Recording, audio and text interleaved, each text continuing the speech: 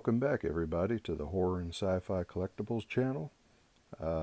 Tonight we're going to look at two of my Terminator figures. So I have a rather, I won't say large, but at least healthy enough to not put in one video Terminator collection across Terminator 1, 2, 3, Genesis, and I thought I would break it up into Terminator 1 and then Terminator 2, both NECA and McFarlane, and then the McFarlanes that I have are also Terminator 3, so I'll probably just throw those all in the same video, but I thought I'd at least start off with the things that I have from Terminator 1, and that would be these two figures and then an old poster that I'll show shortly. So let's get right into it, and we're going to start with the guy on the right, which is the Tech Noir NECA Terminator figure Ultimate. Okay, so to start with, on the Tech Noir Terminator figure, we'll take a look at the box.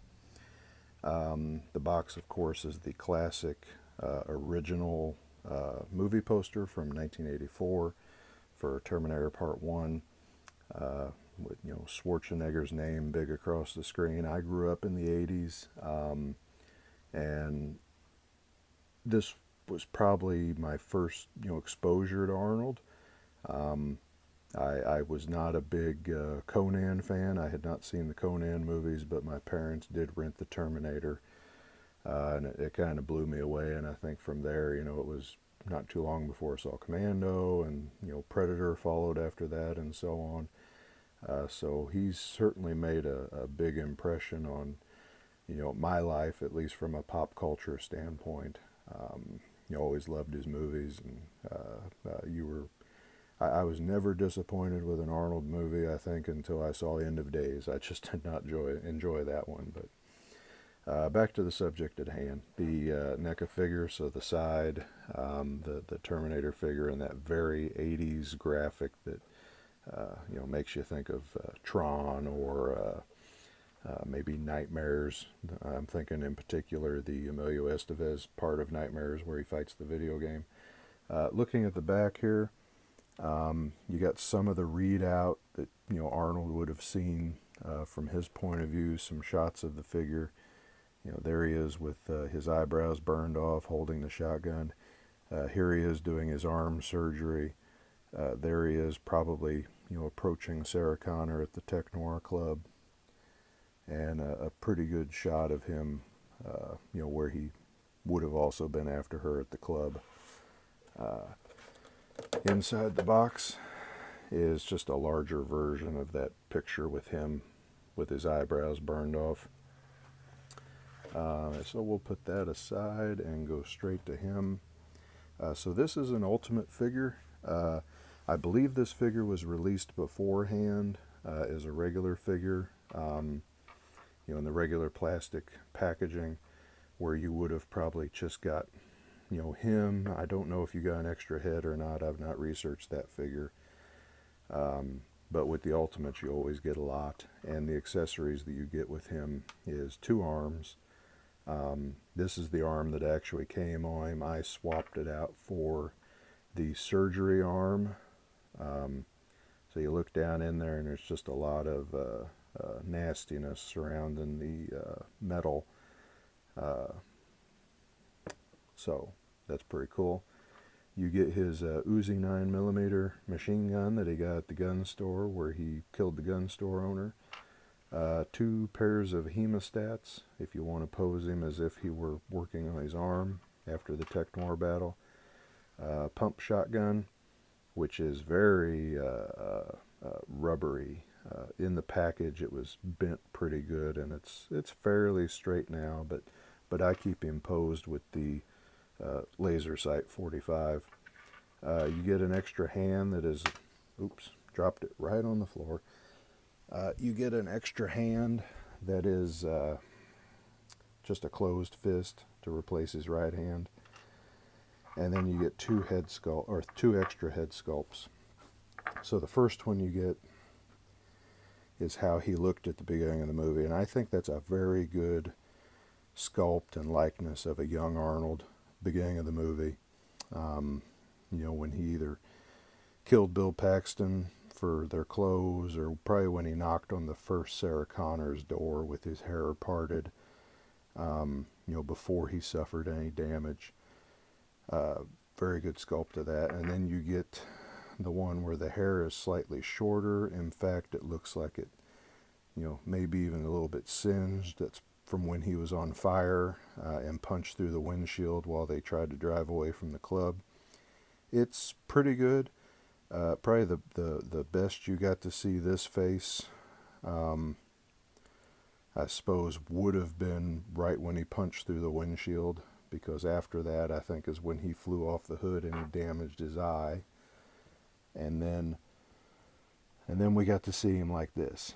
And I like this sculpt. This is the way that I keep him. He's got some marks on his face. He's got the eye damaged and the blood coming down. So I keep him like that. Let me get a closer look at that laser sighting 45 long slide. It's pretty good.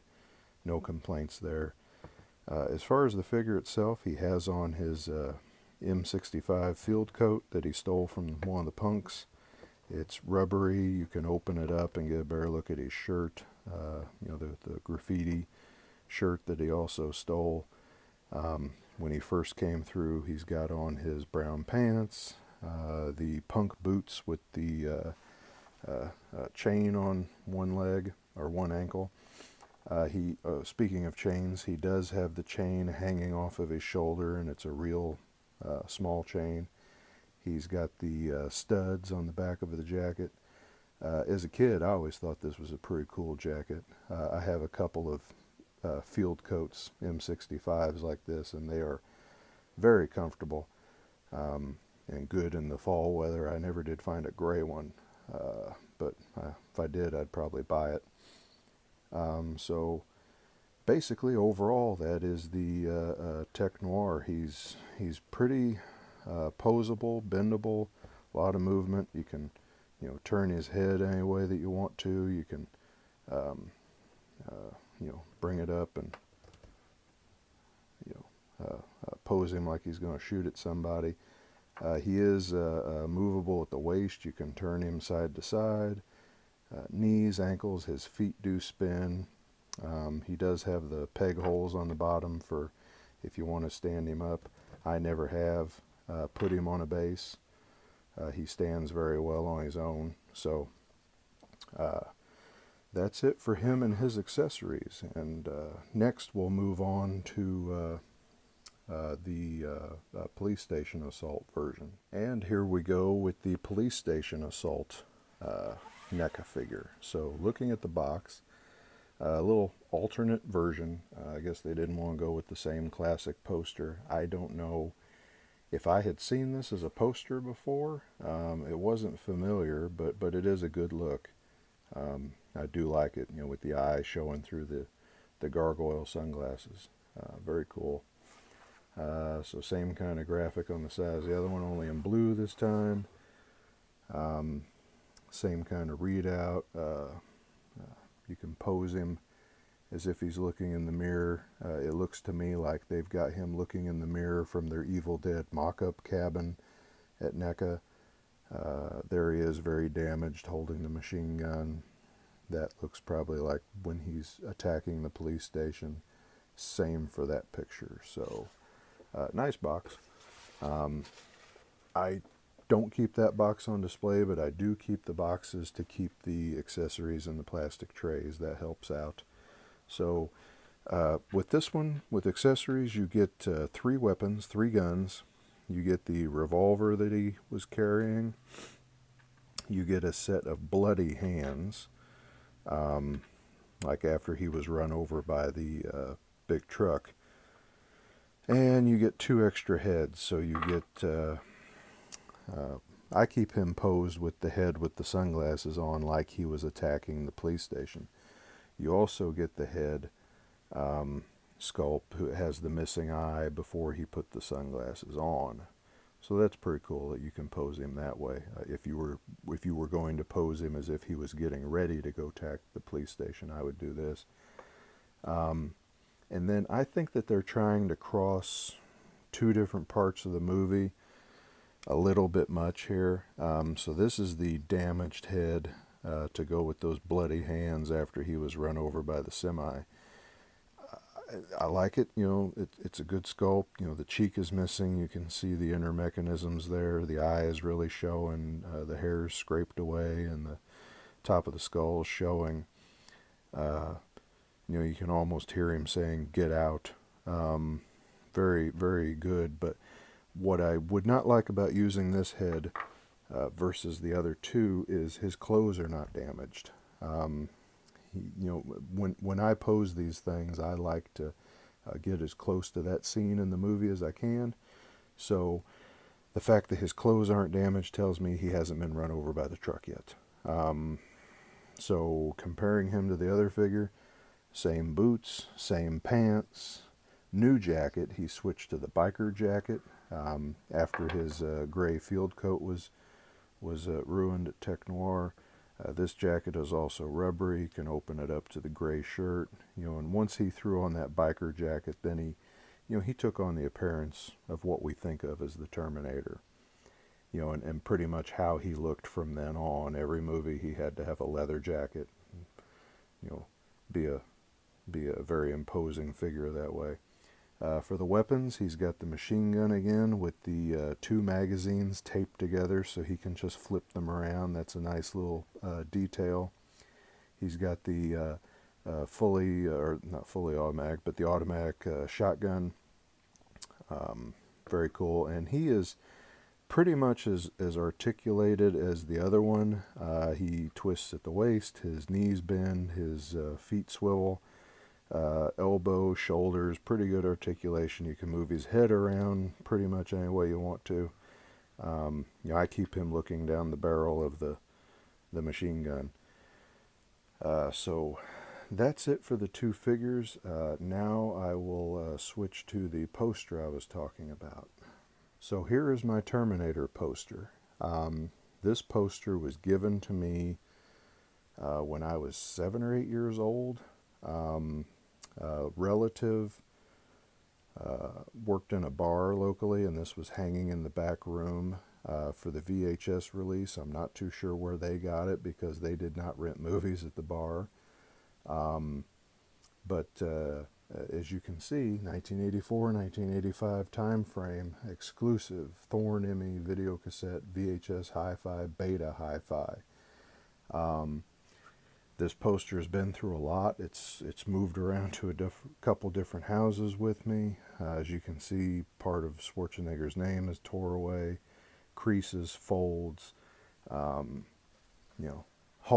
I'm pretty sure that these are from darts. Thumbtack holes. Just very beat up and distressed. I guess the only reason I really keep it is the fact I've had it for almost 35 years. Most of the time it just sits folded up in the desk drawer. Only bring it out whenever someone is here that is a real Terminator fan. I can say I got something kind of cool that I guess you don't see every day. I got the poster that teases VHS and beta. I might put it in a frame someday. Who knows?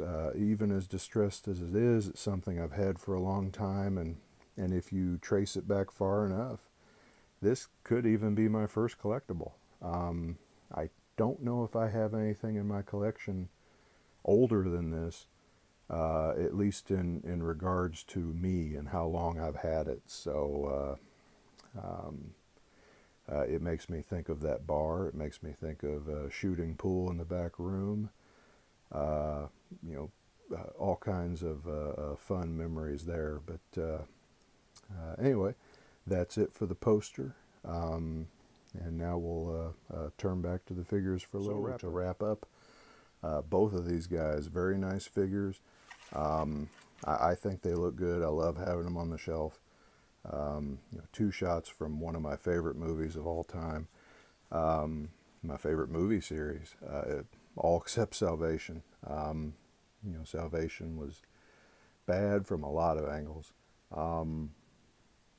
Got to be the worst in the series. I'm not going to rank the movies for you, but I will tell you, of course, part 2 is my favorite, and I think that's what you'll run into with everybody. And whenever I get to doing my part 2 collection, it's going to take me quite a bit longer. So part 2 is definitely makes up the bulk of my collection. So quick, the numbers on these and where I got them at the time. I know the Tech Noir figure I picked up at a Books A Million for, it was either $25 or $27. I can remember the prices most of the time whenever I picked these up. So 25 or 27 for him at Books A Million. The Police Station Assault Terminator, got him at an FYE store for $25. So good deals there. I've had them for a while. I cannot tell you exactly when I bought them, except that I know it's been at least a couple years. So prices, just the quick eBay search. Just looking for NECA Terminator Tech Noir. You might find him under just NECA Terminator. But I don't know what the deal is with him. eBay, you're looking anywhere from $85 to $200, which I thought was a little bit crazy. For a 7-inch figure, I've got a real hard time going above about $50, $55. I would not want to go any higher for a 6 or 7-inch figure. Well, I take that back. I've made a liar out of myself. I do that with the Mezco 112s, but to me that's a whole different thing. Those are a much better level of detail. Those are something different than a plastic figure.